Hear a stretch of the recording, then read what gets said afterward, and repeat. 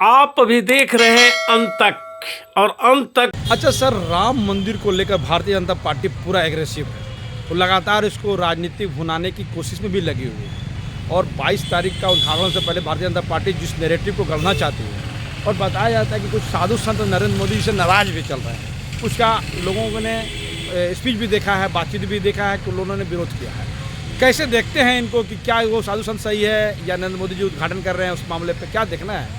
देखिए आजाद जी, सबसे बड़ी बात है कि मोदी जी के पास, जनता के पास जाने के लिए चुनाव में कोई भी चीज़ नहीं है, क्योंकि जनता के लिए वे 10 साल के बीच में कुछ भी नहीं किए। महंगाई, बेरोजगारी और अपने मित्रों को उसकी आय बढ़ाने के अलावा आम जनता के लिए कुछ भी नहीं दिए और इसलिए इन लोगों के पास मिला जुला करके एक ही मुद्दा रह गया है, वह है राम मंदिर का मुद्दा।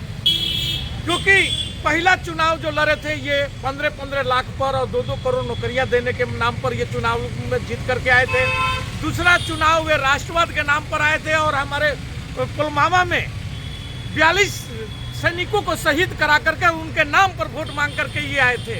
और अब इनके पास में तीसरी बार आने के लिए इनके पास सिर्फ एक राम मंदिर का मुद्दा रह गया है और वह भी राम का जो मंदिर बन रहा है, अधूरा मंदिर को ये मोदी जी उद्घाटन जो करने का काम कर रहे हैं, जबकि हमारे सनातन में यह सीधा सीधा है कि कोई भी अधूरा कार्य पर तब पूजा पाठ नहीं कराया जा सकता है। दूसरा चीज कि यदि आप शादीशुदा है और पूजे पर बैठते हैं तो आपकी अपनी अर्धाग्नि आपके साथ होनी चाहिए। और इन्हीं बातों को लेकर के हमारे साधु समाज इनके विरुद्ध बिगुल फूंक दिए हैं। जो जा करके देखिए, तमाम मठाधीश जितने भी हैं देश के, वे लोग इनके खिलाफ में नारा बुलंद कर रहे हैं, आवाज उठा रहे हैं कि मोदी जी आप आइए जरूर इस राम मंदिर के उद्घाटन में, लेकिन पत्नी सहित आइए, अन्यथा आप आइए तो जिस ढंग से आम लोग बैठे रहेंगे उस ढंग से आप भी साइड में बैठे रहिएगा। या नहीं होता है तो राष्ट्रपति हमारी महोदया है, द्रौपदी जी को साथ में लेकर के आइए ताकि हमारे देश के 2 गण्यमान्य व्यक्ति रहे। लेकिन मोदी जी ये कतई नहीं चाहते हैं, क्योंकि इनका एक ही मेरा हमेशा ध्येय रहता है कि इवेंट कैसे बनाया जाए और जनता के सामने सिर्फ मेरा ही छवि उकेरे। इसके लिए आपको पता होना चाहिए कि ये 5 साल 7 साल के बीच में कम से कम 5 लाख करोड़ रुपया अपनी चेहरा चमकाने पर ये लगा चुके हैं। और वह पैसा किसका है? मैं पूछता हूँ मोदी जी से कि वह पैसा किसका है? वह हमारे टैक्स पेयर का पैसा है, हमारे आम जनता की पैसा है, जिनकी गाढ़ी कमाई को मोदी जी सड़कों पर फूंक रहे हैं। हर जाइए दिल्ली में या जहाँ चुनाव होता है, हर पोल पर, हर पेड़ पर मोदी जी का फोटो लटकते हुए मिलेगा। क्या उसमें देश का पैसा नहीं लगता है मोदी जी? और यदि जहाँ आप करते हैं तो वह पार्टी के फंड से क्यों नहीं करते हैं? वह देश के पैसा क्यों लुटा रहे हैं? राम मंदिर के मुद्दे पर जो साधु समाज जो आए हैं और मुखर होकर के जो इनका विरोध कर रहे हैं, ये मोदी जी को समझना चाहिए। क्योंकि मोदी जी एक उद्घाटन जब शिलान्यास हो रहा था उस समय भी आकर के वो और भागवत जी, मैं पूछता हूँ कि भागवत जी का उसमें क्या योगदान है भाई? भागवत जी एक संस्था चलाते हैं, आरएसएस, एक एनजीओ जैसे आम लोग एनजीओ चलाते हैं, उनका वह एनजीओ आरएसएस है वह, जो कि आज तक रजिस्टर्ड नहीं है। और सनातन को रक्षा करने के लिए हर सनातनी को इसके विरोध में बिगुल फूंकना चाहिए। लेकिन शायद आज हमारे सनातन भी बट चुके हैं, क्योंकि ये सनातन जो भाजपा वाले सनातन जो है, जो मोदी जी चाहे कुछ भी कर दें, राम की उंगली पकड़ करके चले, राम को छोटा मूर्ति दिखा दिया जाए और मोदी जी की बड़ी मूर्ति दिखा जाए, इस पर भी कोई किसी का आपत्ति नहीं है। लेकिन राहुल गांधी या यही काम लालू यादव या नीतीश कुमार या अन्य कोई भी पक्ष का नेता यदि कर देता है उंगली पकड़ करके राम का, अरे तुम राम को लेकर के जा सकते हो और तुम राम को घर दिलाओगे? तुम इतने बड़े आदमी हो गए हो, तुम भगवान हो क्या? कि जब राम मंदिर वह सरकारी ट्रस्ट है, फिर उसमें आप सर्वे सर्वा कैसे हो सकते हैं? और यदि है तो सनातन के हिसाब से उसकी पूजा पाठ होनी चाहिए। हर आदमी चाहता है, भारत के हर लोग चाहता है कि राम मंदिर बने।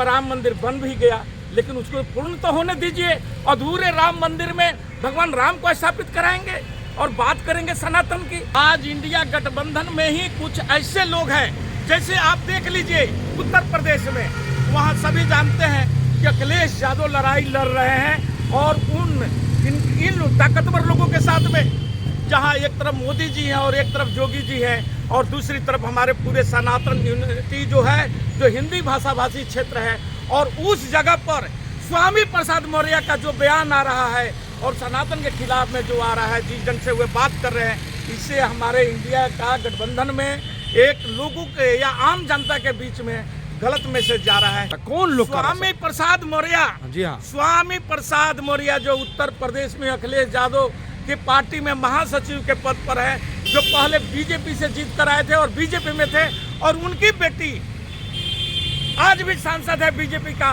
मुझे तो लगता है कि ये चाणक्य का ये तीसरा गेम प्लानिंग चल रहा है, क्योंकि चाणक्य देख लिए, जो चाणक्य भाजपा का जो चाणक्य बोले जाते हैं, ईडी, सीबीआई, इनकम टैक्स को भिराने के बाद में जब वो देख लिए कि इंडिया अलायंस में टूट नहीं हो रहा है, हिंदी पट्टी में मेरा पकड़ नहीं बन रहा है, तो वे शायद कुछ इंडिया गठबंधन में ही कुछ ऐसे नेता हैं जिनको वे लोग हवा दे करके आगे बढ़ाने का काम करते हैं। जैसे ओवैसी उनका बी टीम का काम करता है, उसी ढंग से वहाँ पर स्वामी प्रसाद मौर्य, यहाँ पर आपका उपेंद्र कुशवाहा जी हैं, वह भी एक अपना बनाए हुए हैं डीएमके, और एक आपका ये कांग्रेस में हमारे आचार्य प्रमोद जी हैं कृष्णन, वे भी जो काम कर रहे हैं, इससे लगता है कि ये लोग कहीं ना कहीं भाजपा को फायदा पहुंचाने का काम कर रहे हैं। आज ही मैं सुन रहा था प्रमोद कृष्णन जी का कुछ बयान, वो अपना इंटरव्यू दे रहे थे, वे बोल रहे हैं कि प्रियंका गांधी को प्रधानमंत्री का घोषणा कर देना चाहिए। ये आप कौन होते हैं भैया कि राहुल गांधी हमारे बनेंगे, कि खड़गे साहब बनेंगे, कि प्रियंका गांधी बनेंगी? और दूसरी तरफ जिस ढंग से वे सनातन को बोलते हैं कि सनातन पर कांग्रेस को, इनको समझ में आना चाहिए कि हमारा वोट बैंक धर्मनिरपेक्षता का वोट बैंक है, जो भाजपा करता है, जो राम के नाम पर या सना हनुमान के नाम पर या राष्ट्रवाद के नाम पर या छदम राष्ट्रवाद के नाम पर जो वोट मांगने का काम करता है, इससे हमारे तरफ जनता की झुकाव नहीं होगा। हमारे तरफ जनता का झुकाव तभी हो सकता है जब हम इन भ्रष्ट लोगों के खिलाफ में बुलंद आवाज में और एकजुट होकर के पूरे इंडिया के गठबंधन के लोग लड़ेंगे, तभी हम शायद इन लोगों का हम टक्कर दे सकते हैं। लेकिन कृष्ण साहब को भी लगता है कि वो अभी भाजपा में जाने का मन बना चुके हैं, क्योंकि उनसे सवाल भी कुछ पत्रकार कर रहे थे, तो वो बार बार बोल रहे थे कि कुछ भी हो सकता है, राजनीति में कुछ भी हो सकता है। तो हो सकता है कि बीजेपी उनको भी हवा दिया हो कि भैया आपके लोकसभा का चुनाव आप भी लड़ लीजिएगा मेरे तरफ से, क्योंकि जीत की गारंटी और हर चीज़ों की गारंटी एक ही व्यक्ति देता है, वह मोदी जी हैं, जो कि कभी आज तक वो पूरा नहीं करते अपने गारंटियों का।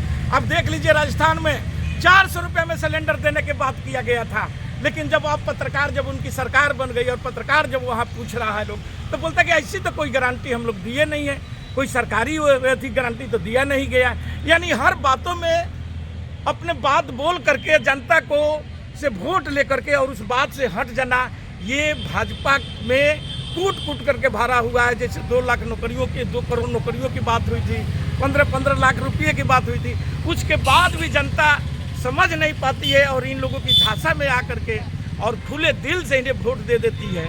ये समझ से परे बात है। और दूसरी तरफ जो उपेंद्र कुशवाहा जी हैं, उपेंद्र कुशवाहा जी नीतीश कुमार को बार बार अधिक कर रहे हैं, अपना स्टेटमेंट दे रहे हैं पत्रकारों के सामने कि नीतीश कुमार जी आप चले आइए बीजेपी में। अरे भैया, आप भी तो पहले गए थे बीजेपी में, आपको कोई क्यों नहीं तरजीह दिया?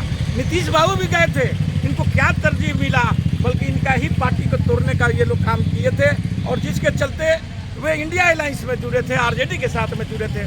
और ये सारे चीज़ों को ये देख लीजिए, ऐसा ही हमारे इंडिया में कुछ और भी भविष्य है, जो कि महाराष्ट्र में भी है, आपका बंगाल में भी है, यहाँ तक कि आपको झारखंड में भी ये लोग इस ढंग के विद्वेष फैलाने के काम कर रहे हैं। लेकिन हमें लगता है कि जो इंडिया अलायंस है ये टूटने वाला नहीं है, चाहे ये लोग कितना भी मुरी पटक ले।